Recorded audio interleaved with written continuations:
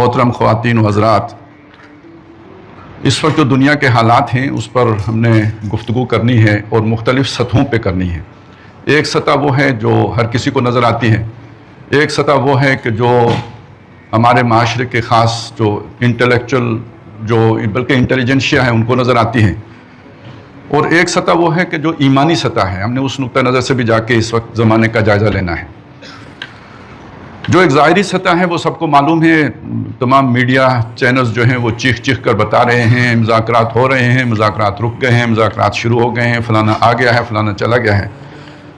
लाहौर वालों को थोड़ा पता होगा, इस्लामाबाद वालों को ज़्यादा पता है कि वहाँ पे वो कोरोना वाले लॉकडाउन जैसी सूरत हाल है। ये ख़बरें हैं जो दुनिया भर के चैनल्स, अखबारात, मीडिया के जो मुख्तलिफ़ जो आउटलेट्स हैं उनसे हमें मिल रही हैं। इसके पीछे एक बात और है कि भाई ये सारा कुछ क्यों है, ये तज्ज़ियों में हमें नज़र आता है। कोई बताता है कि दुनिया बदल रही है, एक एमर्जिंग सुपर पावर है, एक डिक्लाइनिंग सुपर पावर है, पुरानी सुपर पावर का असर रसूख कम हो रहा है, वो आहिस्ता आहिस्ता मर रही है, और एक दूसरी सुपर पावर है जो आहिस्ता आहिस्ता इमर्ज कर रही है, छा रही है, उसका इन्फ्लुएंस बढ़ रहा है। ये एक सतह है। और इसके पीछे जो असबाब हैं वो कोई नज़रियाती नहीं हैं बल्कि मफादात के ताबे हैं। रूट्स का मसला है, ईस्ट वेस्ट ट्रेड का मसला है, फिर ये है कि उसके साथ एनर्जी पर अपने जो है ना वो काबू पाने की सोच है। ये वो तज्ज़िये हैं जो हमें आम तौर पर मीडिया से मिल जाते हैं। मैं उस पर आपका वक्त नहीं लेना चाहता। जो भी इन मौज़ूआत से दिलचस्पी रखते हैं, चूँकि अब ये काफ़ी अरसा हो गया है ये काम चलते हुए, तो उस पर एक मोतदबे हद तक जो है ना बल्कि बहुत वसी मालूमात जो है वो मीडिया पे आ चुकी हुई हैं। मैं जो बात कहना चाहता हूँ वो ये है कि इसके पीछे भी कुछ है, और वो जो पीछे है वो मैं चंद मिसालों से, कुरान मजीद की मिसालों से आपके सामने रखना चाहता हूँ। सबसे पहली जो मिसाल है उसको ये समझ लीजिए। वैसे मैं उससे पहली बात यह कि हम ये मानते हैं कि हमारा एक खालिक है, अल्लाह तबारक व तआला है, दुनिया को वो चला रहा है। तारीख़ हमें उसका सबक तो देती है कि ये दुनिया चल रही है, ये वाक़यात हुए हैं, लेकिन ये कि हम बतौर मुसलमान ये मानते हैं कि इसके पीछे अल्लाह का इज़्न है, अल्लाह की मंशा है, अल्लाह का इरादा है। अगर अल्लाह न चाहता तो ये न होता। वमा तशाऊन इल्ला यशा अल्लाह, अगर अल्लाह न चाहता तो तुम चाह भी ना सकते। तो इस सोच के तहत हमें जायज़ा लेना चाहिए जो कुछ हो रहा है इसके पीछे मनसूबा खुदा का क्या है। असल में देखने की बात यह है। तो उसकी चंद मिसालें मैं आपके सामने रखना चाहता हूँ। सबसे पहले एक मिसाल है यूसुफ़ अलैहिस्सलाम की। सूरह यूसुफ शुरू ही में हज़रत यूसुफ अपने एक ख्वाब जो है अपने वालिद मोहतरम के सामने रखते हैं। इस काला यूसुफ, याद करो जब यूसुफ ने कहा ले अबी ही अपने वालिद से, या अबती या अब्बा जान, इन्नी राई तो अहदा अशरा कौकबा, मैंने 11 सितारे देखे हैं, व शम्सा वल कमर, और सूरज को देखा है और चाँद को देखा है, राई तो हम ली साजिदीन, मैंने उनको देखा है कि सब के सब मुझे सजदा करते हैं। ये ख्वाब सुनते ही वालिद ने कहा या बुनैया ला तक़सुस रोया का अला इख्वती, ऐ मेरे बच्चे अपने इस ख्वाब का जिक्र अपने भाइयों से न करना, वो तुम्हारे खिलाफ चालें चलना शुरू कर देंगे। इन्न शैतान लिल इंसान अदुव्वुम मुबीन, बेशक शैतान इंसान का खुला दुश्मन है। गोया इरादा खुदाबंदी मालूम हो गया उस ख्वाब से कि अल्लाह ताला ने जो नबूवत का सिलसिला चला आ रहा है, याकूब अलैहिस्सलाम नबी हैं, आगे जो 12 बेटे हैं उनमें से नबूवत पर अल्लाह ने यूसुफ को सरफराज करना है। तो जो बाकी 11 भाई हैं वो जब ये शय महसूस करेंगे तो उनको शैतान जो है ना वो तरगीब देगा कि अपने इस भाई को कत्ल कर दो, अपने इस भाई को मिटा दो ताकि नबूवत तुम्हें मिले। अब ये कोई माल और दौलत मिलने की बात नहीं है, नबूवत का मर्तबा मिलने की बात है जो अल्लाह ने देना है। तो गोया अल्लाह के मंसूबे के मुकाबले में भाइयों ने अपना एक मंसूबा शुरू कर दिया। इसी ख्वाब की ताबीर में हज़रत याकूब एक बात और भी कहते हैं कि अल्लाह ताला तुझे तावीलुल अहादीस सिखाएगा, हिकमत की बातें, दुनिया की समझ फहम, आज की ज़बान में कहें डिप्लोमेसी कह लें, वो सिखाएगा। अब ये चीज़ सिखाने के लिए अल्लाह के मंसूबे में ये था कि यूसुफ को लेकर मिस्र जाना है। ये याकूब के घर में नहीं सीखी जा सकती, ये दुनिया की मालूमात मिस्र में जो उस वक्त तहजीब का गहवारा था वहाँ जाके सीखी जा सकती हैं। तो मिस्र में कैसे पहुँचाएँ, मंसूबा अल्लाह का है। तो भाइयों के दिल में भाई के बारे में ख्याल आया कि इससे हम जान छुड़ाएँ। उन्होंने उठा के कुएँ में फेंक दिया। अब ज़रा सोचें अल्लाह का अमल कैसे चलता है। भाइयों ने पहला फैसला ये किया था इसे कत्ल करें, उक़्तुलू यूसुफ, यूसुफ को कत्ल कर दो। उनमें से एक भाई ने, सिर्फ एक ने, 11 थे, एक तो वैसे साथ ही नहीं था, 10 थे, 10 ने यह फैसला किया था। तो 10 में से सिर्फ एक ने यह कहा कि कत्ल करके गुनाह सर लेने की क्या ज़रूरत है, इसको किसी कुएं में फेंक देते हैं, जान भी छूट जाएगी और कत्ल के गुनाह से भी बच जाएंगे। تو وہ ایک رائے کے اوپر سب کا فیصلہ ہو گیا. ذرا اس سے آپ کو اندازہ ہوگا کہ اسٹیبلشمنٹ پر کوئی اثر انداز کیسے ہوتا ہے. وہ گھر کی اسٹیبلشمنٹ تھی, 10 نے فیصلہ کیا کہ اسے قتل کرنا ہے, صرف ایک نے رائے دی کہ اس کو کنویں میں پھینک دو, تو ساری اسٹیبلشمنٹ نے مان لیا کہ اسے کنویں میں پھینک دیا. وہاں پہ ایک قافلہ آیا, قافلے والوں نے اپنے پانی کے لیے ڈول ڈالا. دیکھیں وہ کوئی کسی بچے کی تلاش میں ڈول نہیں ڈالا تھا, پانی کے لیے ڈول ڈالا. جب نکالا تو پانی کے بجائے اس پہ ایک بچہ نکل آیا, اور وہ دیکھا انہوں نے کچھ بہت یہ تو منموہن سا ہے, اچھی قیمت پہ بک جائے گا, تو اسے پھینکنے کی کیا ضرورت ہے, مصر ویسے بھی ہم جا رہے ہیں تو اس کو ساتھ لے جاتے ہیں, وہاں جا کے بیچ دیں گے. موٹیویشن اپنی پرسنل ہے, لیکن منصوبہ کس کا روپ عمل آ رہا ہے, اللہ کا آ رہا ہے. انہوں نے وہاں جا کے بیچا, اور خریدا کس نے, مصر کے ایک بہت ہی یوں سمجھے چلیں اس وقت کی جو اشرافیہ تھی ان کے ایک فرد میں یہ عزیز مصر نے خرید لیا. اور کیوں خریدا, کہ اللہ تعالیٰ چاہتا ہے کہ اسے تعویل الاحادیث سکھانی ہے, تو میں اپنے گھر لے جا کے سکھاؤں گا نہیں. اس نے خریدا اس لیے خریدا کہ یہ اول تو ہمیں نفع دے گا, زیادہ مہنگے داموں بیچ دوں گا, اور اگر یہ نہ بھی ہوا کچھ یہ اچھا نکل آیا تو ہم بیٹا ہی بنا لیں گے, اپنے بیٹے کے طور پہ رکھ لیں گے, اپنا یوں سمجھے منہ بولا بیٹا بنا لیں گے. اس نے اس لیے رکھا. اس گھر میں ان کی بہت اچھی پرورش ہوئی, اور وہ پرورش جس خاتون نے کی وہ اس کے اپنے مقاصد تھے, وہ بعد میں ظاہر ہوئے.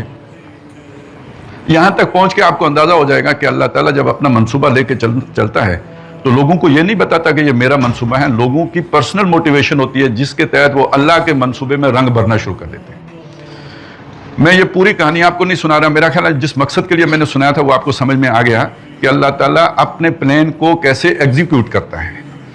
ایسا نہیں ہوتا کہ وہ باقاعدہ کوئی ہائر کرے کہ جی ہمارا یہ پروجیکٹ ہے, اس کے لیے ہمیں مین پاور چاہیے, اتنا جو ہے اسکلڈ لیبر چاہیے, اتنی ہمیں لیبر چاہیے, اور یہ آئیں انٹرویو دیں, اور جو ہمیں جو ہے نا جوائن کرے گا اس کا یہ انسینٹیو. ایسا نہیں کرتا اللہ. اللہ تعالیٰ اسے پرسنل انسینٹیو دکھا دیتا ہے, وہ اپنے انسینٹیو سے وہ کام کر رہا ہوتا ہے جو اللہ کا کام ہوتا ہے. یہ اس کی ایک بہت نمایاں مثال. اس سے آپ اللہ تعالیٰ کے کام کرنے کا انداز سمجھ لیں. اب آپ ایک لمبی چھلانگ لگائیں تاریخ میں. یہ تقریباً یوں سمجھ لیجئے کہ کوئی 3500 سال پہلے کا واقعہ جو میں نے آپ کو سنایا. اب ہم 1500 سال پیچھے چلے جاتے ہیں تو اللہ تعالیٰ نے ایک اور منصوبہ بنایا, اور محمد رسول اللہ صلی اللہ علیہ وسلم کی بعثت ہوئی. وہ الذی ارسل رسولہ بالہدیٰ, وہی ہے جس نے بھیجا اپنے رسول کو الہدیٰ یعنی قرآن مجید دے کر, والدین الحق اور سچا دین دے کر, لیظہرہ علی الدین کلہ تاکہ وہ اس اللہ کے دین کو تمام نظام زندگی کے اوپر غالب کر دے. وَکَفَىٰ بِاللَّهِ شَہِیدًا, مدد کرنے کے لیے اللہ کافی ہے. آپ صلی اللہ علیہ وسلم اکیلے ہیں, کوئی آپ کے ساتھ نہیں ہے. آپ نے کھڑے ہو کے اللہ کے وہ جو پکار تھی وہ لگائی ہے, اور شروع میں خاندان سے بھی کسی نے ساتھ نہیں دیا. حضرت علی رضی اللہ تعالیٰ عنہ اٹھے, بچے تھے, بچے کا ساتھ اس کا کیا مطلب ساتھ ہے, کیا وزن ہے, اور وہ فرما رہے ہیں میری ٹانگیں پتلی ہیں, آنکھیں دکھتی ہیں, لیکن میں آپ کا ساتھ دوں گا. اس پہ لوگ ہنسے, یہ دیکھیں دنیا تبدیل کرنے چلے ہیں, تبدیلی لے کے آئیں گے, اور ساتھی کون ہے, ایک بچہ. لیکن 23 سالوں کے بعد اللہ کا منصوبہ مکمل ہو گیا. جاء الحق وزهق الباطل اليوم اکملت لکم دینکم واتممت علیکم نعمتی ورضیت لکم الاسلام دینا. یہ جو تبدیلی ہوتی ہے نا, اس کا بہت مشکل مراحل ہوتے ہیں, اتنا آسان نہیں ہوتا. یہ 23 سالوں کی بات کو اگر آپ نے سمجھنا ہو تو یوں سمجھیے کہ دیکھیں دنیا میں ایک تبدیلی کا ذکر کیا جاتا ہے جو فرانس میں آئی ہے, جسے ہم انقلاب فرانس کہتے ہیں. وہ تبدیلی ہے, پہلے بادشاہی نظام تھا, اس کو جمہوری نظام نے تبدیل کر لیا. اور اس کے پیچھے مختلف جو مفکرین تھے ان کی محنت تھی, جو انہوں نے نئے نظریات کو معاشرے میں پھیلایا. والٹیر ہے, روسو ہے, مختلف جو فلسفی ہیں, انہوں نے اپنے نظریات پھیلائے, معاشرے کا نقطہ نظر تبدیل ہوا, بادشاہت کے خلاف بغاوت جو ہے وہ کھڑی ہوئی. لیکن اس میں مدت اتنی بیت گئی کہ یہ پوری لاٹ جس نے کہ یہ تربیت کی تھی یا تبلیغ کی تھی وہ ختم ہو گئے. نئے لوگ اٹھے, انہوں نے انقلاب برپا کیا, اور یہ جو انقلاب تھا یہ صرف سیاسی میدان میں آیا. بادشاہت جمہوریت سے تبدیل ہو گئی, نہ کوئی سماجی تبدیلی آئی, نہ کوئی معاشی تبدیلی آئی, نہ کوئی عقائد میں تبدیلی آئی. وہ سارے جوں کو تیوں رہے, جینے مرنے کے طور طریقے وہی رہے جو پہلے تھے, صرف سیاسی نظام بدلا, اور اس میں بھی نسلیں بیتی تو تب وہ نظام بدلا. ایک اور انقلاب کی بہت مثال دی جاتی ہے, وہ جو روس میں آیا, رشیا میں, اور اس انقلاب کا معاملہ بھی یہ ہے کہ فکر دینے والا مارکس تھا, جس نے وہ کتاب جو ہے برطانیہ میں چھاپی, اور انقلاب روس میں آیا, اور اس کے مارکس کے مرنے کے بعد لینن کے ہاتھوں آیا. گویا یہاں بھی آپ دیکھیں گے تو نسلیں بھی لگی ہیں, پھر جا کے وہ یعنی ایک لائف سپین میں نہیں بلکہ کئی لائف سپینز میں وہ تبدیلی مکمل ہوئی. اور تھی کتنی تبدیلی, صرف معاشی میدان کا تبدیلی تھی, باقی آپ دیکھیں گے تو عقائد وہی ہیں, سوچ وہی ہے, تہذیب وہی ہے, تمدن وہی ہے, کوئی بنیادی تبدیلی نہیں ہے. لیکن محمد رسول اللہ صلی اللہ علیہ وسلم کی تبدیلی کو دیکھیں گے تو ہر شے بدل گئی. پہلے شرک تھا تو اس کی جگہ پہ توحید نے لے لی. جینے مرنے کے طور طریقے بدل گئے, عبادات کے طور طریقے بدل گئے, ماں باپ کے ساتھ تعلقات کے انداز بدل گئے, زندگی کے اطوار بدل گئے, صبح و شامیں بدل گئیں, زمین و آسمان بدل گئے, کوئی شے اپنی پہلی حالت پہ باقی نہیں رہی, ہر شے تبدیل کر دی. اور یہ ساری تبدیلی اس کے ساتھ معاشی نظام بدل گیا, سیاسی نظام بدل گیا, سماجی نظام بدل گیا, اور یہ سارا کام صرف 23 برسوں میں ہو گیا. کتنا سپیڈی کام ہے, صرف ایک, یعنی زندگی بھی 50 سال والی نہیں, صرف 23 سالوں میں سارا کام ہو گیا. تو ایک جھلک آپ کو اس سے نظر آئے گی کہ یہ کام کتنا تیزی سے ہوا, اور اس کے پیچھے سارا منصوبہ کس کا تھا. حضور کو بھیجا کس نے؟ اللہ نے. آپ کو پتا تھا کہ اتنی سنگ تاریخوں کے بعد جو ہے نا وہ غزوہ بدر ہوگا؟ کوئی پتہ نہیں. مدینے سے نکلے ہیں تو یہ پتہ نہیں ہے کہ ہم غزوہ بدر کے لیے نکل رہے ہیں. مدینے سے تو نکلے ہیں اس ارادے سے کہ ہم نے جو تجارتی قافلہ ہے جو شام سے آ رہا ہے اس کو روکنا ہے. حضور کو بھی نہیں پتا کہ یہ آگے کیا ہونا ہے. یہ تو جب مدینے سے نکل کے بدر کے آدھا رستہ طے کر چکے تھے تو خبر آئی وحی کے ذریعے سے, اللہ نے بتایا کہ میں نے تو ایک اور انتظام کر دیا ہوا ہے کہ تمہیں جو ہے نا ایک لشکر آ گیا ہے مکے سے, حالات میں نے بنا دیے ہیں کہ وہ وہاں سے چل پڑے ہیں, تمہارا ٹکراؤ ان کے ساتھ ہونا ہے. تو یہ ساری منصوبہ بندی جو ہے یہ اللہ تعالیٰ کی طرف سے ہوئی, اور بالآخر جاء الحق وزهق الباطل کی صورت پیدا ہوئی. اب اس میں وہ آیات آپ نے سنی ہوں گی کہ یہ جو شیطان لوگ ہوتے ہیں, شیطانوں کے ایجنٹ لوگ ہوتے ہیں, یہ اپنی چالیں چلتے ہیں, حق کو مٹانے کے لیے چلتے ہیں. انہم یکیدون کیدا, بے شک وہ اپنی چالیں چلتے ہیں, اس میں کوئی شک نہیں ہے, سازشیں کرتے ہیں. تو مسلمانوں کی طرف سے, حق پرستوں کی طرف سے میں منصوبہ بناتا ہوں, وعقیدو کیدا, میں منصوبہ بناتا ہوں. تو آپ ذرا صبر کریں, میں ان کا کام پورا کر دوں گا. تو یہ میں نے 2 مثالیں آپ کے سامنے رکھ دی ہیں. ایک مثال حضرت یوسف علیہ السلام کی, منصوبہ بھائیوں کا پورا نہیں ہوا, اللہ کا پورا ہوا. بھائی استعمال ہوئے, منصوبہ وہ قافلے والوں کا پورا نہیں ہوا, اللہ کا پورا ہوا, قافلے والے استعمال ہوئے. ہر کوئی جو اپنا منصوبہ لے کے آیا وہ اللہ کے منصوبے کے اندر فٹ ہوتا چلا گیا, گویا وہ اللہ کا مزدور بن گیا, سپاہی بن گیا. اب آ جائیں اس کو سامنے رکھتے ہوئے ذرا, میں اصل میں تو یہ میں نے مثالیں دی ہیں, سمجھانا میں آج کے حالات چاہتا ہوں, یہ جو دنیا میں ہو رہا ہے. آخری دور کے بارے میں بھی اللہ کا ایک منصوبہ ہے. یہ جو میں نے آیتیں پڑھی تھی سورہ انبیاء کے آخری رکوع کی آیتیں ہیں, اللہ تعالیٰ نے یہ طے کیا ہوا ہے کہ دنیا کے خاتمے سے پہلے کل روئے ارضی پر اللہ کا دین غالب ہونا ہے. فرمایا وَلَقَدْ كَتَبْنَا فِي الزَّبُورِ, ہم نے یہ بات زبور میں لکھ دی تھی. تو قرآن سے بھی پہلے داؤد علیہ السلام پہ جو کتاب نازل ہوئی تھی اس میں یہ منشن کر دیا تھا ان الارض یرثها عبادی الصالحون, کہ زمین کے وارث نیکوکار بندے بنیں گے. اس سورہ مبارکہ میں نیکوکار کی وضاحت موجود ہے. آپ اگر پوری سورہ مبارکہ پڑھیں گے, آدھا پارہ ہے وہ ساری سورت, تو اس میں بار بار آپ کو ملے گا کہ یہ نوح علیہ السلام تھے, یہ عبادی الصالحون تھے, یہ لوط علیہ السلام تھے, یہ عبادی الصالحون تھے. تو گویا عبادی الصالحون وہ لوگ ہوتے ہیں جو اللہ تعالیٰ کی تابعداری کرنے والے, فرما برداری کرنے والے, اللہ کے وفادار جو لوگ ہیں وہ عبادی الصالحون ہیں. تو اللہ کہتا ہے کہ میرے زمین کے وارث بالآخر یہ نیکوکار بندے بنے گے. اور یہ جو نیکوکار بندے بننے کی یہ میں نے خبر دی ہے, مستقبل کی خبر ہے, پیشنگوئی ہے جو قرآن نے کی ہے. فرمایا ان فی ھذا لبلاغا لقوم عابدین, جو اللہ کے فرما بردار لوگ ہیں ان کے لیے یہ بہت بڑی خبر ہے. نافرمان تو یقینی نہیں کریں گے, وہ کہیں گے یہ تو دیوانے کی بات ہے, کہاں ہو سکتا ہے. لیکن جو لوگ اللہ کو مانتے ہیں, یقین کرتے ہیں, ان کے لیے یہ بہت بڑی خبر ہے کہ اس دنیا کا اختتام نیکی کی طرف, یعنی جب تک نیکی کا سفر مکمل نہیں ہوگا پوری گلوب کی سطح پر, دنیا ختم نہیں ہوگی. ان فی ھذا لبلاغا لقوم عابدین وما ارسلناک الا رحمۃ للعالمین, اے نبی ہم نے آپ کو نہیں بھیجا مگر سارے جہان والوں کے لیے رحمت بنا کے بھیجا ہے. یعنی آپ اس بات کو اگر سمجھیں تو وہ کیا بات, ان تینوں باتوں کو سامنے رکھیں, 3 نکات کو جوڑیں تو نتیجہ کیا نکلے گا کہ جو اللہ نے بھیجا تھا دین حق کو باطل ادیان پر غالب کرنے کے لیے, تو اس کا مطلب یہ ہے کہ کس علاقے پر غالب کریں گے؟ صرف جزیرۃ العرب تک نہیں, پوری دنیا تک. الارض, پوری زمین پر آپ نے دین غالب کرنا ہے. گویا اس کا ایک حصہ وہ ہے جو آپ کی زندگی میں ہو گیا, اور دوسرا حصہ دنیا کے اختتام سے پہلے مکمل ہوگا جب کل روئے ارضی پر اللہ کا دین غالب ہوگا. تو گویا مشن محمد صلی اللہ علیہ وسلم مکمل ہوگا, تب تک وہ مشن ادھورا ہے. اقبال نے اس کی طرف توجہ دلائی ہے کہ وقت فرصت ہے کہاں, کام ابھی باقی ہے, نور توحید کا اتمام ابھی باقی ہے.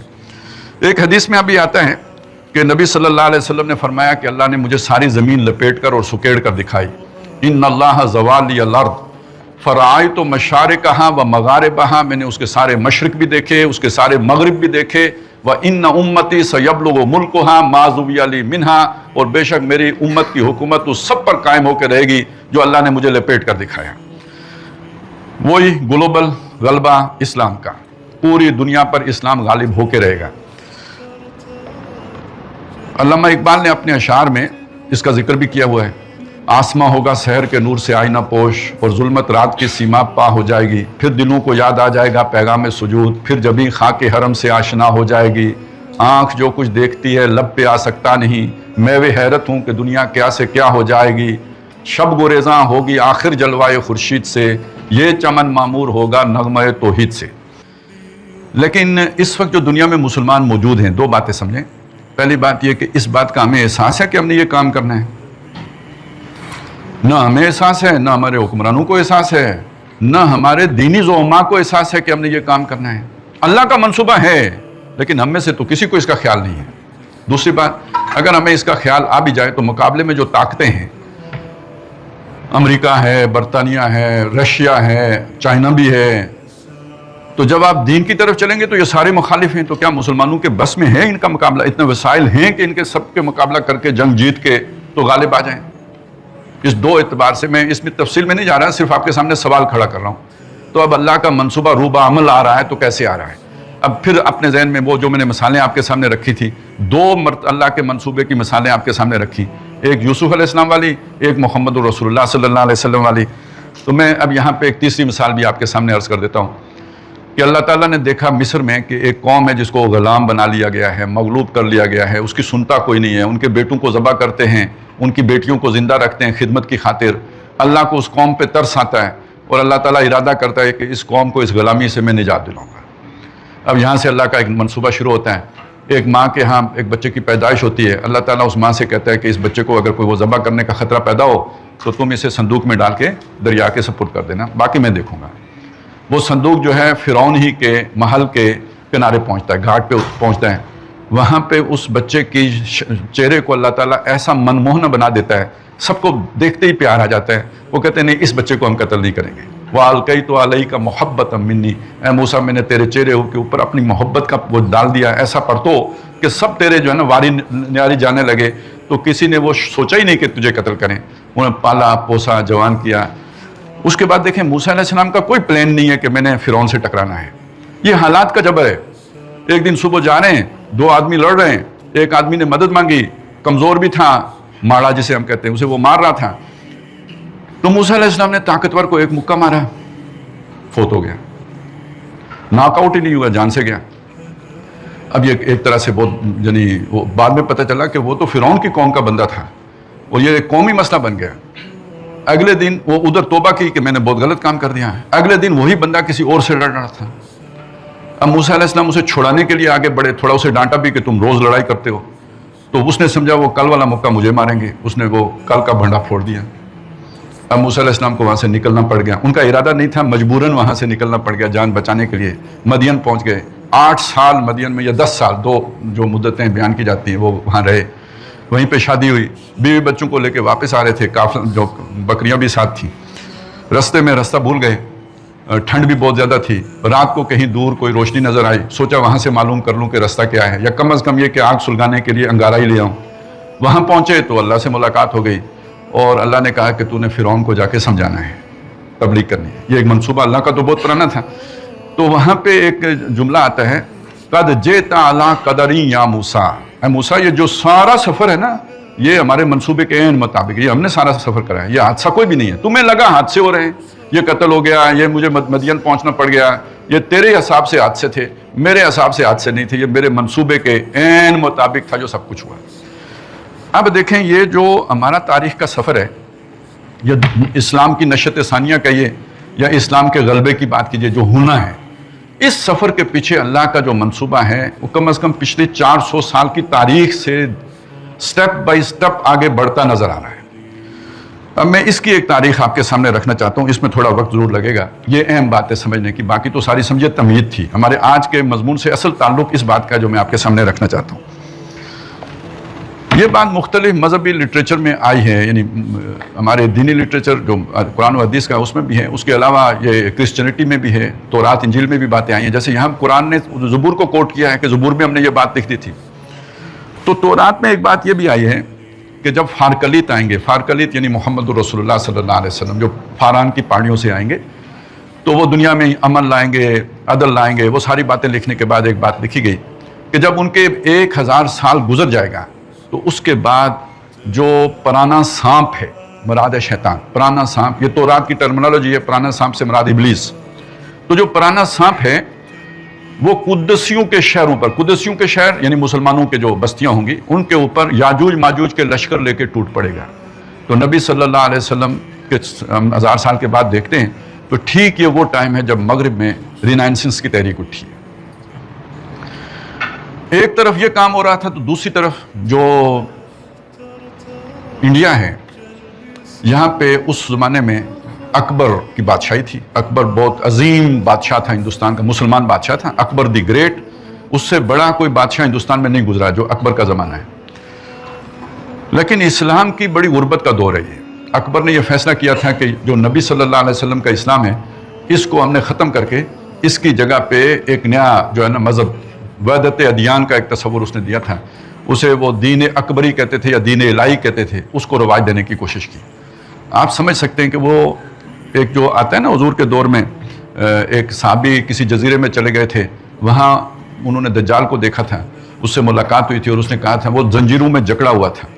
تو یوں سمجھ لیجئے کہ نبی صلی اللہ علیہ وسلم سے لے کے 1000 سال تک وہ دجال جو ہے نا وہ قیدی رہا، وہ جکڑا رہا.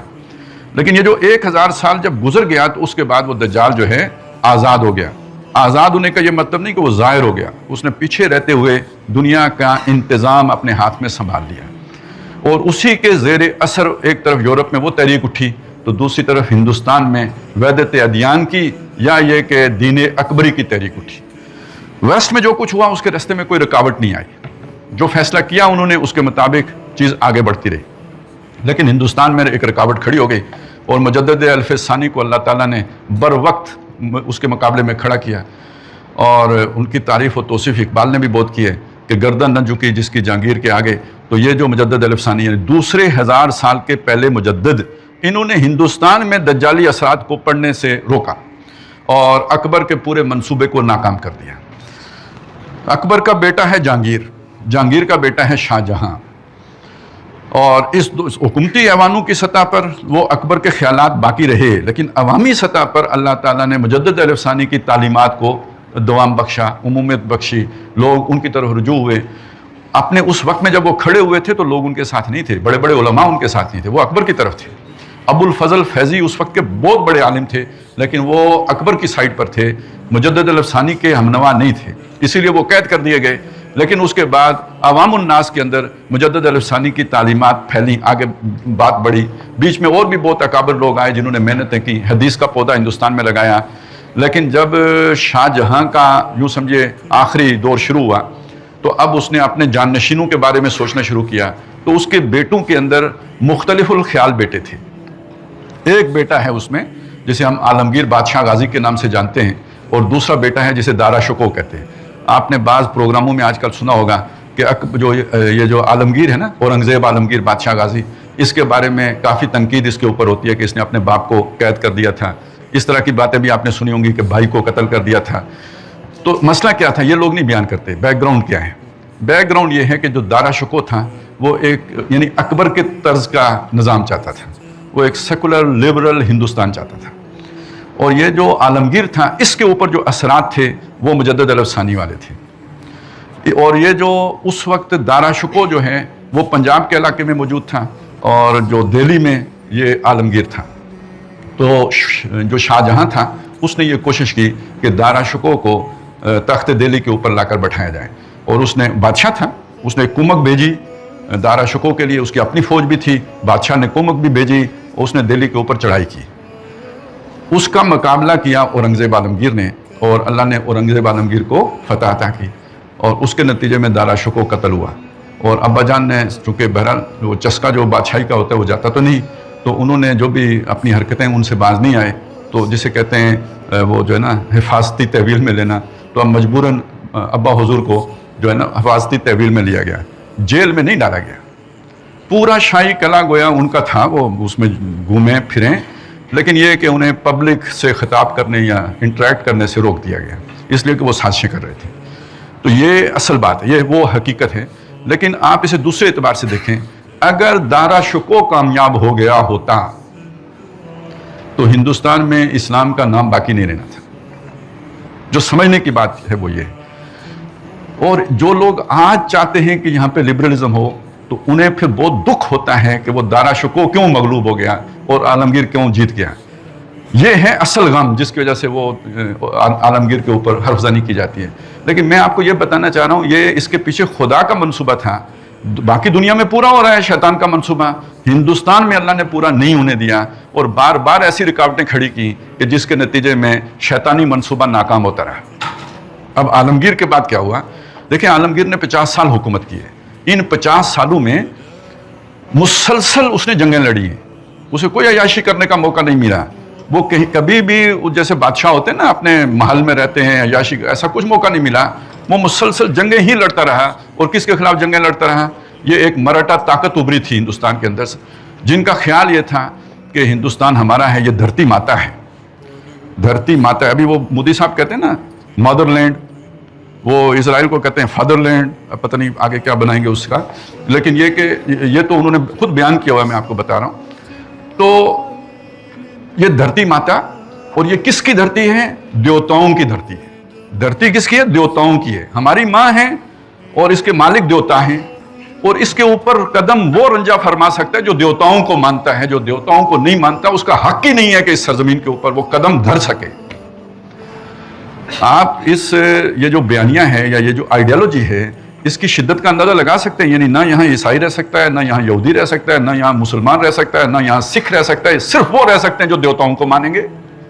तो ये लड़ाई खामखा में नहीं लड़ी थी आपने, कोई और कौन सा इक़्तिदार को वुसअत देनी थी? हिंदुस्तान का तो वो बादशाह था ही। असल मसला ये था कि ये एक मराठा ताकत उठ खड़ी हुई थी कि जो इस फिलॉसफी के तहत गोया किसी दूसरे का वजूद बर्दाश्त करने के लिए ही तैयार नहीं थी। बगावत थी, उस बगावत का सर कुचलने के लिए उसे वो जंगें करनी पड़ी, और उसका नतीजा यह निकला कि मुसलमानों का इक़्तिदार मुस्तहकम हो गया। उस वक्त आलमगीर के बाद मुसलमान मुगलों का कह लीजिए कि ज़वाल शुरू हो गया, और उस ज़वाल का वहाँ तक बात पहुँची कि मराठा ताकत फिर ताकतवर हो गई, और इस हद तक ताकतवर हो गई कि अब तख्ते दिल्ली उसके ऊपर काबू नहीं पा सकता था। उस वक्त एक मुसलमान मुफक्किर थे, बहुत मशहूर शख्सियत है, शाह वलीउल्लाह रहमतुल्लाह अलैह। उन्होंने हालात को सामने जो भी उनके थे उनको देखा और ये महसूस किया कि हिंदुस्तान का मुसलमान अपना दिफा नहीं कर सकता। तो उन्होंने एक ख़त लिखा अफ़गानिस्तान के उस वक्त के बादशाह को, जिसका नाम अहमद शाह अब्दाली है। उसे ख़त लिखा कि आप आओ हिंदुस्तान और मुसलमानों के तहफ़्फ़ुज़ का सामान करो। अब देखें, मुझे नहीं पता कि अहमद शाह अब्दाली ने किस मोटिव के तहत हिंदुस्तान के ऊपर हमला किया, लेकिन उसकी दावत उन्हें शाह वलीउल्लाह ने दी थी, और उनका मोटिव ये था जो मैंने आपको बताया है। अहमद शाह अब्दाली का कोई अपना मोटिव होगा, वो उसकी बुनियाद पर अल्लाह के यहाँ जवाबदेह है, लेकिन बुनियाद जो थी वो ये थी। उसका नतीजा क्या निकला कि मराठों को शिकस्त हुई और मुसलमान एक दफ़ा फिर महफूज हो गए। नहीं तो ये दूसरी दफ़ा मुसलमानों का जो है ना उसके खिलाफ मराठा ताकत उठ खड़ी हुई थी। अगला मरला वो आया जब अंग्रेज़ आ गए, मुग़ल उनका मुकाबला नहीं कर सके, और 1857 की जंग आज़ादी के बाद पूरे हिंदुस्तान के ऊपर ये कब्ज़ा हो गया, किसका? अंग्रेज़ों का। और अंग्रेज़ों ने आके हिंदुओं को दोबारा से उठाना शुरू कर दिया, क्योंकि मुसलमानों से उन्होंने इक़्तिदार छीना था। उन्हें ख़तरा था कि मुसलमान हमारे खिलाफ बगावत करेंगे, हमें कभी कबूल नहीं करेंगे। तो मुसलमानों को गिराना शुरू किया और हिंदुओं को उठाना शुरू किया। उसी दौर में उन्होंने नफ़रत के ये बीज बोए कि ये मस्जिद तुम्हारी जो है, मुसलमानों की जो है, ये मंदिर था तो मुसलमानों ने इस पर कब्ज़ा किया। तो ये वो डिवाइड एंड रूल के तहत उन्होंने जो हिंदू थे उनको मुसलमानों से जुदा करना शुरू किया, नफ़रत पैदा करना शुरू की। फिर ये 1922 के करीब है कि जब हिंदुओं के अंदर एक तहरीक उठी है जिसे आज हम राष्ट्रीय सेवक संघ के नाम से जानते हैं। ये वही पुरानी मराठा तहरीक है जिसने ये नई शक्ल इख्तियार की, और इनकी एन वही फिलॉसफी है कि यहाँ ये धरती माता देवताओं की सरजमीन है, और यहाँ पे कोई गैर देवता को न मानने वाला गैर यहाँ पे जिंदा रहने का हक नहीं रखता। और आज हिंदुस्तान के ऊपर उनकी हुकूमत कायम हुए तकरीबन 25 साल हो गए। ये जो बीजेपी है ये उनका पॉलिटिकल विंग है, ये आरएसएस से एक उससे बहुत बड़ी बेस रखने वाली जमात है, और बीजेपी उसका महज पॉलिटिकल विंग है। اور ان کے اس وقت ہندوستان کی اسٹیبلشمنٹ کے اندر یہ شرائط کر چکے ہوئے ہیں. جج ان لوگوں پر مشتمل ہیں, فوجیوں کے اندر یہ بڑے بڑے عہدوں پر, جنرلوں کی سطح پر ان کی فلسفی جو ہے جگہ بنا چکی ہوئی ہے, بیوروکریسی کے اندر یہ گھس چکے ہوئے ہیں. وہ جو گاندھی کا ہندوستان تھا یا نہرو کا ہندوستان تھا, لبرل سیکولر ہندوستان, وہ اب ختم ہو چکا ہے. اب اس کے مقابلے میں ایک شدت پسند آئیڈیالوجی پر کاربند ہندوستان ہے, جو پوری حکومتی مشینری اس کے مٹھی میں ہے. نتیجہ یہ ہے کہ صرف مسلمان ہی نہیں, عیسائی بھی, سب کی جان اجیرن ہے. اور اس حد تک اجیرن ہے, ہم مسلمانوں کو تو بولنے کی بھی توفیق نہیں ہے. ہم پاکستانی بھی نہیں بول رہے اس بات کے اوپر جو انسانی حقوق کی خلاف ورزیاں ہندوستان میں ہو رہی ہیں. انتہائی مظالمانہ اقدامات ہو رہے ہیں, سب کچھ ہو رہا ہے. دیکھیں پھر وہ ٹرمپ ہی بولا ہے کل پرسوں, اس نے مطلب ایک تو وہ ہمارا وکیل اس اعتبار سے صحیح ثابت ہوا کہ 6 سے شروع ہوا, 11 تک جہاز اس نے گرا لیے. اور دوسرا کام اس نے یہ کیا ہے کہ اس نے اب یہ بات بھی کہنا شروع کر دیا کہ یہ ایک جو ہے نا بہت ہی شدت پسندانہ موقف لے کر یہ چل رہے ہیں اور یہ دہشت گردی کو ہوا دے رہے ہیں اور انسانی حقوق کی پامالی کر رہے ہیں ہندوستان. لیکن ہم مسلمان نہیں بول رہے, میں صرف آپ کو یہ بتا رہا تھا کہ آپ کو ہندوؤں کے جو نظریات میں جو شدت ہے اس کا اندازہ لگائیں. بدنام مسلمان ہوتا ہے کہ یہ ریجڈ ہے, لیکن جو ریجڈیٹی آپ کو ہندوؤں میں نظر آئے گی وہ کسی اور میں نہیں ہے. لیکن اس سے پہلے یہ ایک کام ہو گیا تھا. اب اصل میں آپ کو دوسری طرف لے کے جانا چاہتا ہوں, تصویر کا دوسرا رخ دکھانا چاہتا ہوں. اللہ کے منصوبے کو سمجھیں. مجھے پاکستان کے بننے کے پیچھے کس کا کیا موٹیو تھا, دیکھیے مجھے اس سے کوئی بحث نہیں ہے. مطلب نوابوں کا کیا خیال تھا, جاگیرداروں کی کیا سوچ تھی, انگریز کی کیا جو انسینٹیو تھا, وہ کام جیسے مجھے قافلے والوں کی سوچ سے غرض نہیں ہے, جیسے عزیز مصر اور زلیخا کی سوچ سے غرض نہیں ہے, مجھے تو یوسف سے غرض ہے. اسی طرح میں یہ کہہ رہا ہوں, مجھے ان ساری باتوں سے جو لوگ کہتے ہیں نا, وہ ہوگا انگریزوں کا بھی منصوبہ ہوگا, وہ ڈیوائیڈ کرنا چاہتا ہوگا, ہندوؤں کا بھی منصوبہ ہوگا, سب کچھ ہوگا. لیکن اصل میں خدا کا منصوبہ کیا تھا وہ دیکھنے کی بات ہے. اب میں آپ کے سامنے جو بات رکھنا چاہتا ہوں کہ ہندوؤں کے اندر جو یہ شدت پسندی تھی, اس کو 1947 میں بھی عام مسلمان محسوس کرتا تھا. جو بازار جاتا تھا, جس کا ہندوؤں کے ساتھ انٹریکٹ ہوتا تھا, جو ان کے ساتھ کوئی خرید و فروخت کرتا تھا, تجارت میں جن کو کمپٹیشن کرنا پڑتا, ان کو پتہ لگتا تھا کہ ہندو جو ہے نا ہمارے سے نفرت کرتا ہے. ہمارے جو علماء تھے ان کو نہیں پتہ لگتا تھا, کیونکہ وہ مدرسوں میں بیٹھے ہوئے ہیں, وہ مسجدوں میں ہیں. مسجد میں مسلمان نماز پڑھنے آئے گا, ہندو تو نہیں آئے گا. مدرسے میں مسلمان بچہ پڑھنے آئے گا, ہندو تو نہیں آئے گا. لہذا ہمارے علماء کو اس بات کا پتہ نہیں چلا کہ ہندوؤں کے اندر کیا کھچڑی پک چکی ہے. وہ اسی پرانی سوچ پہ تھے کہ ہم 1000 سال اکٹھے رہے ہیں تو آگے بھی اکٹھے چلیں گے. لیکن عام مسلمان کو یہ خدشہ تھا, اسے معلوم تھا کہ یہ ہندو جو ہے نا ہمارا دشمن ہو چکا ہے, ہم اکٹھے نہیں رہ سکتے. لہذا یہ یعنی علیحدہ ملک بنانے کی خواہش یہ عام مسلمان کی تھی, اور ان کی اس خواہش کو عملی صورت دینے کے لیے اللہ تعالیٰ نے کسی مذہبی رہنما کو منتخب نہیں کیا, قائد اعظم کو کیا. اب میں نے آپ کو جو تیسرا واقعہ سنایا تھا اس کے ساتھ جوڑ لیجئے موسیٰ علیہ السلام کا. ایک قوم دبی ہوئی تھی, ان میں نیک بد ہر طرح کے لوگ تھے, اچھے لوگ بھی تھے, برے لوگ بھی تھے, انہی میں قارون بھی تھا, انہی میں سامری بھی تھا. لیکن موسیٰ علیہ السلام نے اس قوم کو آزادی دلائی, فرعون کے جبر سے آزادی دلائی. تو جو آزادی کا سفر ہے اس میں نیک اور بد نہیں دیکھا جاتا, اس میں جو مسلمان آئیڈینٹی رکھنے والا فرد ہے اس کو غلامی سے نجات دلانا مقصود ہوتا ہے. اور یہ وہ چیز ہے کہ جو ہمیں ہندوستان میں نظر آئی. اور اب میں آپ کو ایک فرق بتاتا ہوں. آزاد ترک بھی رہے, آزادی ایرانیوں نے بھی حاصل کی. ان سب نے موٹیویشن چاہیے ہوتی ہے نا, کوئی جذبہ محرکہ چاہیے ہوتا ہے قربانی دینے کے لیے, آزادی کی جنگ لڑنے کے لیے. تو ان کا جو جذبہ محرکہ تھا وہ نیشنلزم تھا. کہیں عرب قومیت تھی, کہیں ترک قومیت تھی, کہیں فارسی قومیت تھی, پرشین نیشنلزم تھا. یہ صرف ہندوستان کا مسلمان تھا کہ جس نے کہا لا الہ الا اللہ. یہ لا الہ الا اللہ کی غیرت تھی. وہ کوئی بعمل مسلمان ہو یا بے عمل مسلمان ہو, وہ لا الہ الا اللہ پر کٹ مرنے کے لیے تیار تھا. اور جاگیرداروں کا موٹیو بھی چھوڑ دیں, سرمایہ داروں کا موٹیو بھی چھوڑ دیں, بیوروکریٹوں کا بھی چھوڑ دیں, جرنلوں کا بھی سب کا چھوڑ دیں. وہ جس آدمی نے, عام غریب آدمی نے ہندوستان سے ہجرت کر کے جو پاکستان کا سفر اختیار کیا, اس کے پیچھے لا الہ الا اللہ کے علاوہ کچھ بھی نہیں تھا. اسے کیا ملنا تھا؟ اس نے جو گھر بنایا تھا وہ ہندوستان میں رہ گیا. ساری زندگی لگا کے غریب آدمی گھر بناتا ہے, وہ ہندوستان میں رہ گیا. اس کی اگر کوئی جائیداد تھی جو اس کی وراثت میں آئی تھی وہ ہندوستان میں رہ گئی. اس کے اگر کوئی تعلقات تھے, سماجی روابط تھے, وہ سب ہندوستان میں رہ گئے. وہ ایک صرف لا الہ الا اللہ کی خاطر پاکستان میں آیا. اس چیز کو محسوس کریں کہ جن لوگوں کی نیتیں خراب تھیں ان کو کیوں گنتے ہیں آپ؟ جن لوگوں نے یہ قربانیاں دی ہیں ان کو کیوں نہیں سامنے رکھتے؟ اس مٹی کے جو اندر جو ذرات ہیں نا, خون جن کا شامل ہے, وہ لوگ ہیں کہ جنہوں نے خالصتاً لا الہ الا اللہ کے لیے قربانی دی ہے. اور اللہ تعالیٰ کسی سچی قربانی کو رائیگاں نہیں جانے دیتا. تو میں کہتا ہوں اس پورے جیسے وہ منصوبہ ہے نا جو میں نے آپ کو سنایا، اس طرح اس منصوبے کو دیکھیں. اللہ نے اپنے دین کو غالب کرنا تھا، اس کو غالب کرنے کے لیے کچھ طاقت چاہیے تھی. وہ طاقت بنانے کے لیے اللہ نے کہاں سے 400 سال سے، یہ پورا میں نے سفر آپ کے سامنے رکھا ہے، تنکا جمع کر کے تو پھر ایک ملک آزاد کر دیا. اس میں ایک اور بھی چیز سامنے رکھا کرتا ہوں، ابھی میں صرف اسے جو ہے نا صرف اشارہ کر دوں گا کہ یہ جو تحریک دیوبند کی تھی اور جو تحریک علی گڑھ کی تھی، اس کا بھی کنٹریبیوشن ہے. انہوں نے محفوظ کیا. میں اس وقت اس کی تفصیل میں نہیں جاؤں گا، میں نے دوسری تقریروں میں بیان کیا ہوا ہے، اگر آپ کو دلچسپی ہوئی تو دیکھ لیجئے گا. لیکن اگر یہ دونوں تحریکیں نہ اٹھتی اپنی اپنی جگہ پہ تو پھر بھی پاکستان نہیں بن سکتا تھا. صرف علی گڑھ کا کنٹریبیوشن نہیں ہے، دیوبند کا بھی کنٹریبیوشن ہے، اس لیے کہ لا الہ الا اللہ کا جذبہ انہوں نے زندہ رکھا تھا. تو انہوں نے مسلمانوں کو کا نام جو ہے باقی رکھا ہے، ایک اجتماعیت باقی رکھی. یہ دونوں چیزیں مل کے تو تحریک پاکستان کی بنیاد پڑی ہے، اور یہ لا الہ الا اللہ کی بنیاد پہ ایک ملک بنا. 1947 میں یہ ملک آزاد ہوا، اور اس کے ساتھ جو لوگ اس کے حکمران بنے، ابتدائی دور کے بعد کوئی اس کا مخلص نہیں تھا. بدقسمتی سے ذاتی مقاصد تھے جو ملک سے حاصل کیے گئے، صاحبان اقتدار نے حاصل کیے، اس کے ساتھ اخلاص کا معاملہ نہیں رکھا.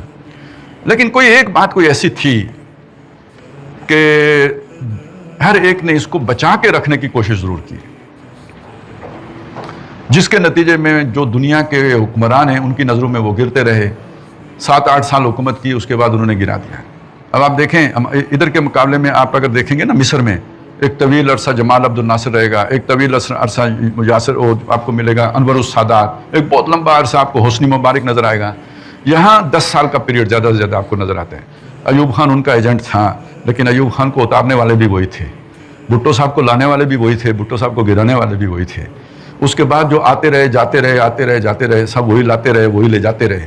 یہاں تک کہ پرویز مشرف صاحب بھی انہی کے جو ہے نا بل پہ ناچا کرتے تھے، اور انہی کی وجہ سے اتارے بھی گئے. یہ کیا چکر ہے؟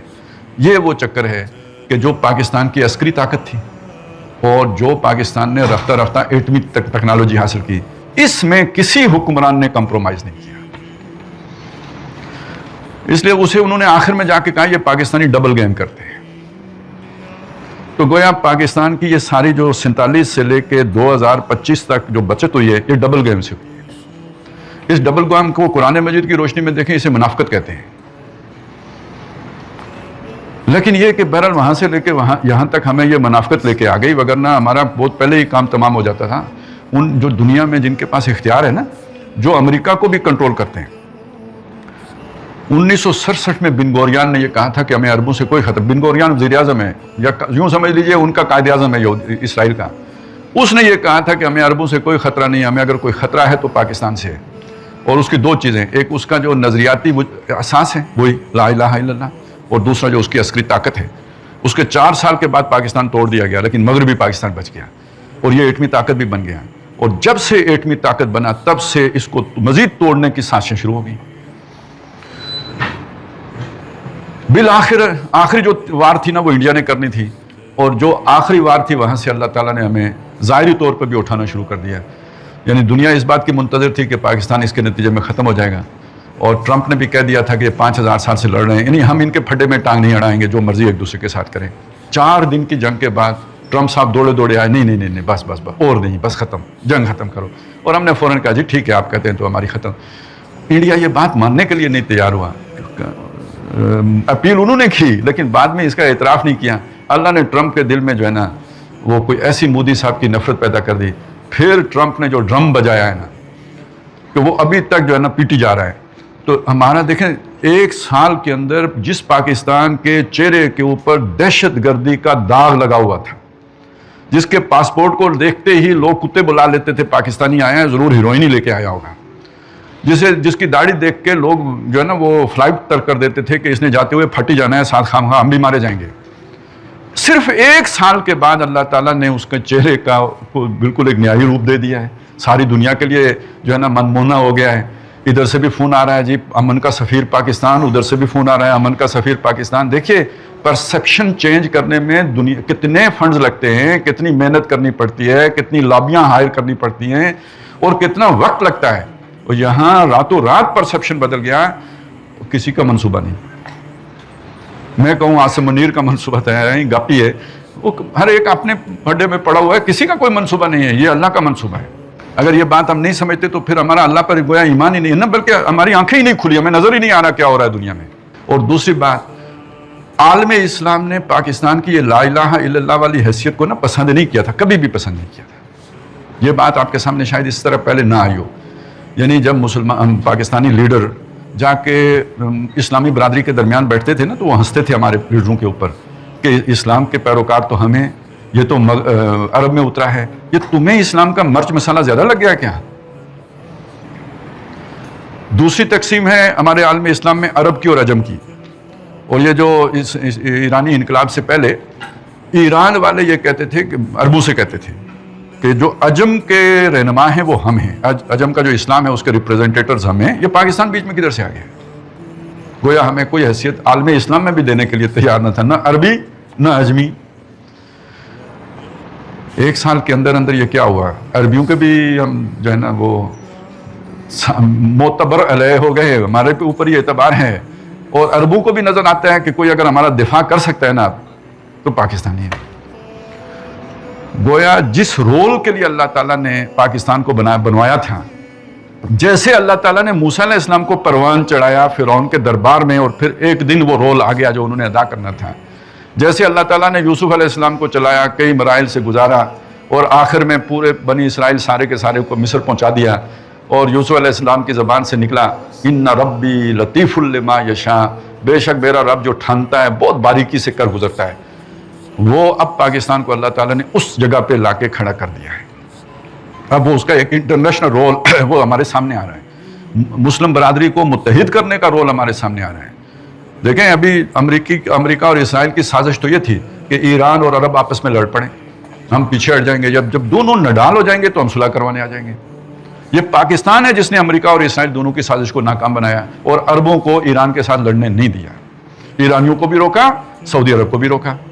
دوسری بات یہ ہے، اسی کے ساتھ یہ بھی سمجھ لیں پاکستان نے ایک نیا کام شروع کر دیا ہے، اور وہ نیا کام یہ ہے اسرائیل سے امریکہ کو دور کرنے کا کام۔ یہ اگر معاہدہ ہو جاتا ہے تو اس کا نتیجہ کیا نکلے گا کہ امریکہ اور اسرائیل کے درمیان لازماً پھڈا پڑے گا۔ گویا جو اس کے چھپر سایہ ہے نا وہ اس کے اوپر سے ہٹانے کی کوشش پاکستان نے شروع کر دی ہے۔ تیسرا کام پاکستان اس کے سر پہ جا کے بھی بیٹھ گیا ہے۔ ان ساری چیزوں کو سامنے رکھیں تو یہ بالکل واضح اشارہ ہے کہ جس مقصد کے لیے اللہ تعالیٰ نے اسے پروان چڑھایا، ہر ایک نے اسے کھانے کی کوشش کی، لیکن اللہ تعالیٰ نے اسے بچا کے رکھا، کوئی اس کا ہمدرد نہیں تھا، پھر بھی اللہ نے اسے ڈوبنے نہیں دیا، اسے ایٹمی طاقت بنا دیا۔ اب اس سے وہ کام لینے کے لیے اللہ تعالیٰ اسے لانچنگ پیڈ کے اوپر لے آیا ہے، جس کام کے لیے کہ اللہ تعالیٰ نے اسے بنایا تھا۔ اب اس سب کے نتیجے میں ایک بات سمجھ لیجئے، ابھی ہمارے سامنے وہ شعور نہیں ہے، ہمارے ملک لیڈرشپ کے سامنے، کہ پاکستان کا اصل رول کیا ہے۔ میں وہ اب آپ کے سامنے رکھتا ہوں۔ یہ تو پہلا مرحلہ ہے کہ مسلمانوں کو متحد کرنا، لیکن اصل جو کام ہے وہ کیا ہے؟ پاکستان کے بارے میں قائد اعظم نے فرمایا تھا کہ ہم یہ ملک اس لیے حاصل کرنا چاہتے ہیں تاکہ دنیا کو اسلام کے اصول حریت و اخوت و مساوات کی جھلک دکھا سکیں۔ اب یہ کیا چیز ہے میں آپ کو سمجھا دوں۔ میں نے آپ کو بتایا کہ کتنے راتوں رات ہمارا جو ہے نا تصور ہمارے بارے میں بدل گیا، پرسیپشن بدل گئی۔ کیوں؟ ہم امن کے سفیر بنے۔ یہ امن کوئی ایسی چیز ہے جو دنیا کو بہت اچھی لگتی ہے، یہ اصل میں فطرت ہے، فطرت انسانی ہے، وہ جنگ کو پسند نہیں کرتا، امن کو پسند کرتا ہے۔ ابراہیم علیہ السلام نے جب اپنی ذریت لا کے آباد کی تھی مکے میں، جو دعا مانگی تھی اس میں پہلی بات رب اجعل ھذا بلدا آمنا، اے میرے رب اس شہر کو امن کا گہوارہ بنا۔ باقی باتیں بعد میں، امن پہلے ہے۔ امن انسانیت کے لیے ایک بہت ہی اپیلنگ چیز ہے، تو جب پاکستان نے امن کے لیے کام کیا تو دنیا نے پسند کیا۔ دیکھیں امن کو جو گارنٹی کرنے والی شے ہے وہ عدل ہے، جسٹس۔ یہ جو قائد اعظم نے فرمایا تھا نا اسلام کے اصول حریت و اخوت و مساوات، اسی کا دوسرا نام جسٹس ہے۔ ابھی میں نے آپ کے سامنے حوالے رکھے تھے، فرانس میں انقلاب آیا تو کس لیے آیا تھا؟ جسٹس کے لیے آیا تھا۔ روس میں انقلاب آیا تو کس لیے؟ جسٹس کی تلاش تھی، اس کے لیے آیا تھا۔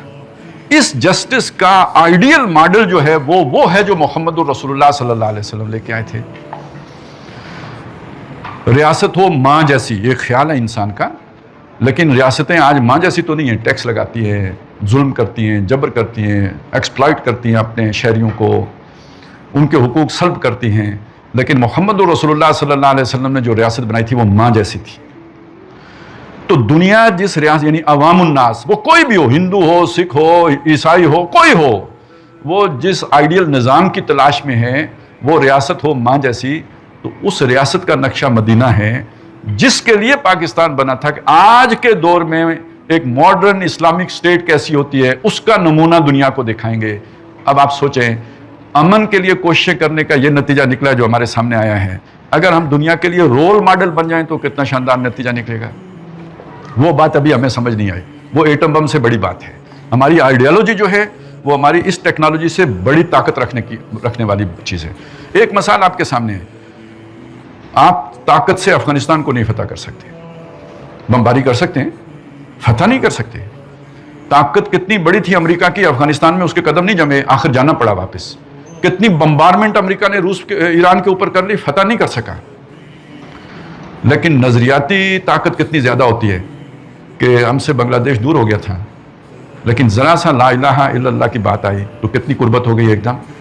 تو معلوم ہوا ایٹمی ٹیکنالوجی عسکری طاقت کے مقابلے میں نظریاتی جو ہے نا طاقت وہ زیادہ کارگر ہے، زیادہ مؤثر ہے۔ تو پوری دنیا کے لیے جو اپیلنگ بات ہے وہ جسٹس کی بات ہے۔ تو ہم نے یہ ریاست دنیا کے لیے ایک تجربہ گاہ کے طور پر بنائی تھی کہ دنیا کو اسلام کا ایک وہ جو عدل والا چہرہ ہے وہ دکھائیں گے۔ کیوں کہ خود مسلمانوں کی حکومت کے دوران اس چہرے کے اوپر داغ و دبے پڑ گئے تھے۔ یہ اقبال نے کہی ہے یہ بات کہ مجھے صاف نظر آتا ہے کہ ہندوستان کے شمال مغرب میں مسلمانوں کی ایک آزاد ریاست وجود میں آ جائے گی، اور اگر ایسا ہو گیا تو ہمیں موقع مل جائے گا کہ اسلام کے چہرے پر عرب ملوکیت کے دور میں جو داغ و دبے پڑ گئے تھے وہ ہٹا کر اصل اسلام کی تصویر دنیا کو دکھا سکے۔ تو گویا پاکستان کا اصل مقصد اسلام کا اصل چہرہ دنیا کو دکھانا ہے۔ جو چہرہ طالبان نے دکھایا وہ اصل چہرہ نہیں ہے، ایون جو چہرہ ایران نے دکھایا وہ بھی اصل چہرہ نہیں ہے۔ یہ اس سے دنیا بھاگتی ہے، وہ اسے پاپائیت سمجھتی ہے، وہ اسے یوں سمجھتے ہیں، یوں سمجھے کہ ملاؤں کی حکومت سمجھتے ہیں، اس سے لوگ ڈرتے ہیں، بھاگتے ہیں۔ تو یہ عدل ہے بھی نہیں، کسی خاص کمیونٹی کو سیاسی حق دے دینا کہ وہی بادشاہت کریں گے، یہ عدل کے اصولوں کے خلاف ہے۔ تو اصل جو ہے نا وہ نظام وہ ہے جو دور صحابہ میں تھا، جسے خلافت راشدہ کے طور پر ہم جانتے ہیں، اور اس کا جو آج جدید ورژن ہوگا وہ کیا ہوگا؟ یہ ہے پاکستان کے سامنے اصل چیلنج۔ جس دن پاکستان نے یہ کر کے دنیا کو دکھا دیا، کوئی مسلمان ہو یا نہ ہو، اسلامی نظام کو لوگ خود اڈاپٹ کر لیں گے۔ جیسے جمہوریت ساری دنیا میں پھیل گئی، جیسے کمیونزم لاطینی امریکہ تک پہنچ گیا، اس لیے کہ لوگ عدل سے محبت کرتے ہیں۔ آپ جب وہ عادلانہ نظام قائم کر دیں گے تو وہ ایک ایسا ماڈل ہوگا جس کی طرف دنیا خود لپکے گی۔ تو یہ وہ چیز ہے کہ جو پاکستان کی اصل تقدیر ہے جس کے لیے یہ بنا ہے۔ اب مجھے اور آپ کو کیا کرنا چاہیے؟ سوچئے، ملک کا دفاع وہ کر رہے ہیں جن کے ذمے ہیں، اور اچھا کر رہے ہیں، کر کے دکھا دیا ہے۔ اور 9 مئی کے بعد تو میرے ایک ماموں بڑے فوج کے خلاف ہوتے تھے، کہنے لگے، گھر آئے تو انہوں نے آتے ہی کہا اب یہ سارا ملک لوٹ کے کھا جائیں، پرواہ نہیں ہے، حلال کر لیا ایسا۔ تو وہ کر رہے ہیں، ٹھیک ہے، ہم خوش ہیں ان کے اس کام کے اوپر، لیکن کیا انہیں پتہ ہے کہ پاکستان بنا کس لیے تھا؟ نہیں پتہ ہے۔ ہمارے جو حکمران اس وقت ڈپلومیسی کرتے پھر رہے ہیں، شٹل کاک بنے ہوئے ہیں، کبھی ادھر کبھی ادھر، ہر طرف گھومتے پھرتے ہیں، انہیں پاکستان کے اصل مقصد کا پتہ ہے؟ نہیں پتہ۔ ہماری انٹیلیجنشیا تک کو نہیں پتہ، ہمارے جو اشرافیہ ہیں اس کو نہیں پتہ۔ تو ہمیں یہ شعور دینا ہے کہ پاکستان بننے کا اصل مقصد یہ تھا کہ اس لا الہ الا اللہ کے اصل مقاصد کی آبیاری کی جائے۔ اسلام کے چہرے پہ جو داغ پڑ گئے، دبے لگ گئے، وہ ہٹا کر اسلام کے نظام عدل کا اصل رخ زیبا لوگوں کے سامنے اجاگر کیا جائے۔ میری اور آپ کی کوشش یہ ہونی چاہیے، اس کے لیے رائے عامہ بنانا، اس کے لیے لوگوں کی ذہن سازی کرنا، اس کی طرف حکمرانوں کو توجہ دلانا، یہ کام ہے جو ہم کریں تو یہ وقت کی پکار ہے۔ اور اس ضمن میں آخری بات یہ ہے کہ جب پاکستان اس رول پہ آ گیا تو پھر پوری دنیا میں اللہ کے دین نے غالب ہونا ہے۔ وَلَقَدْ كَتَبْنَا فِي الزَّبُورِ مِن بَعْدِ ذِكْرِ أَنَّ الْأَرْضَ يَرِثُهَا عِبَادِيَ الصَّالِحُونَ۔ یہ سارا جو کچھ ہوا ہے یہ در حقیقت اللہ تعالیٰ نے اس مقصد کو حاصل کرنے کے لیے کیا ہے۔ اب اسے ایک اور طریقے سے، یہ جنگوں کے حوالے سے اسے دیکھ لیں۔ جنگوں کے حوالے سے اس لیے دیکھ لیں کہ دنیا کے اوپر جن طاقتوں کا غلبہ ہے یہ آپ سمجھ لیں یہ شیطانی طاقتیں ہیں۔ یہ جو 400 سال جو لوگ غالب رہے ہیں یہ شیطان کی پارٹی ہے جو غالب رہی ہے۔ مجھے اس پہ زیادہ بات اس لیے نہیں کرنی کہ اب ایپسٹینز فائلز آپ کے سامنے آ چکی ہیں، تو کون لوگ حکمران بنتے ہیں جو شیطان کی عبادت میں اس حد تک چلے جاتے ہیں کہ جو ایپسٹین کے جزیرے پر ہو رہا تھا انہیں کو پھر اقتدار دیا جاتا ہے۔ تو دنیا شیطانوں کے پاس ہے، ان شیطانوں کے پاس اتنی طاقت ہے کہ کوئی موسیٰ یہ طلسم سامری نہیں توڑ سکتا بظاہر۔ اب اللہ نے ایک صورت بنا دی ہے کہ تم ذرا آپس میں لڑو، ایک دوسرے کو توڑو۔ اب امریکہ اور اس کا جو سٹرکچر ہے وہ کوئی ٹرمپ کے ہاتھوں اس کی بیوقوفیوں کی نظر ہوگا، کوئی رہتی کسر چائنا پوری کر دے گا. یہ پورے دنیا کا جو سٹرکچر ہے جس بربادی کی طرف جا رہا ہے گویا وہ طاقت کا کولیپس ہونے جا رہا ہے، ورلڈ آرڈر ٹوٹنے جا رہا ہے. جب یہ ٹوٹے گا، وہ نیا بنانا چاہیں گے تو ٹھیک وہ ٹائم ہوگا جب اللہ تعالیٰ کسی بندے کو کھڑا کر دے گا. اب یہ نئی دو طاقتیں ہوں گی، ان کی کشمکش شروع ہو جائے. یہاں سے اصل حق و باطل کی کشمکش کا آغاز ہوگا. اور میرے خیال میں یہ وہ موقع ہوگا جب اللہ تعالیٰ حضرت مہدی کو ظاہر فرمائیں گے. اور 7 سال کی ان کی جو جنگ ہوگی اس کے نتیجے میں پورے جزیرۃ العرب سے، یہ پورا جو خطہ ہے، یہ ایران، عراق سمیت، بلکہ شام، اس سے آگے قسطنطنیہ تک، یہ سارا علاقہ مسلمان جیت چکے ہوں گے اور عیسائی فوجیں پسپا کی جا چکی ہوں گی. تو اب دجال جو ہے نا غصہ کھا کے نکلے گا، کیونکہ اس کا منصوبہ خراب ہو گیا. جو اس نے پلان کیا تھا وہ ناکام ہو گیا. اور اس موقع پر اس کے مقابلے میں پھر بعد میں 1 سال بعد تقریباً، جب چند دنوں کے بعد حضرت مسیح علیہ السلام اتریں گے اور ان کے ہاتھوں دجال قتل ہوگا. لیکن حضرت مہدی کی مدد کرنے کے لیے فوجیں کہاں سے جائیں گی؟ یہ بھی حدیثیں موجود ہیں کہ ان کی مدد کے لیے فوجیں مشرق سے آئیں گی. وہ حدیثیں میں اس وقت آپ کو نہیں سنا رہا، صرف اقبال کا شعر ہی سنا دیتا ہوں. لوگوں کو بہت تکلیف ہوتی ہے، پتہ نہیں کیوں پاکستان سے اتنی جلن ہے. شیطان کو شاید اتنی نہیں ہو جتنے خود پاکستانیوں کو ہے. اور وہ اقبال کا شعر ہے کہ میرے عرب کو آئی ٹھنڈی ہوا جہاں سے، میرا وطن وہی ہے، میرا وطن وہی ہے. اور یہ حدیث میں ہے کہ وہ جو فوجیں آئیں گی وہ موالی میں سے، مسلمانوں کے دوست جو ہوں گے، یعنی عربوں کے جو دوست ہوں گے، وہ عربی نہیں ہوں گے، اجمی ہوں گے. وآخرین منہم لما یلحقوا بہم ہوں گے. اور وہ اسلحے کے اعتبار سے بھی اور جنگی مہارت کے اعتبار سے بھی حضور نے وہ عربوں کو مخاطب کر کے کہا کہ تم سے بہتر لوگ ہوں گے. اور جب وہ چل پڑیں گے تو ان کے جھنڈے رستے میں کوئی روک نہیں سکے گا جب تک کہ ایلیا میں لا کر ان کو گاڑ نہ دیں، یعنی یروشلم میں لا کر اپنے جھنڈے گاڑ دیں گے. اپنے دین پر، اپنے دین کے اصولوں پر جو کمپرومائز نہیں کرے گا وہی سروائیو کرے گا. وہ دور آ گیا ہے جب اللہ نے سارے شیطانوں کو مٹا دینا ہے، خبث اور خباثت کا خاتمہ کرنا ہے، اور طیب کو اللہ نے اجاگر کرنا ہے. اقول قولی ھذا واستغفر اللہ لی ولکم ولسائر المسلمین والمسلمات.